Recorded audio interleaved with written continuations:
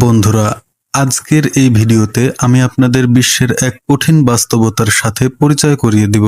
আপনারা কি কখনো জীবনে প্লাস্টিকের চাল দেখেছেন?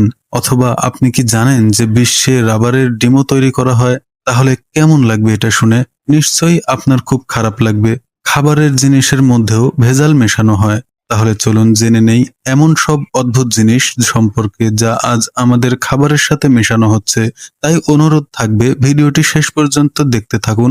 আর এখনো যারা আমাদের চ্যানেল সাবস্ক্রাইব করেননি তারা দ্রুত সাবস্ক্রাইব করে দিন। White bread. বন্ধুরা, চলুন আজকে আধুনিক রুটি অর্থাৎ সাদা রুটি দিয়ে শুরু করি। বন্ধুরা, আপনারা কি সাদা রুটি উজ্জ্বল অংশটি খেয়েছেন, যা আপনি দুধে মিশিয়ে খেলেও তার রং একই রকম থাকে? প্রতিটি প্রস্তুতকারকের কাছে এটি একটি সমস্যা ছিল যে তাদের রুটি বিভিন্ন প্রকার দানা মিশিয়ে তৈরি করা হতো, যার ফলে রুটির রং বদলে যেত না, অর্থাৎ কালো বা হলুদ হয়ে যেত।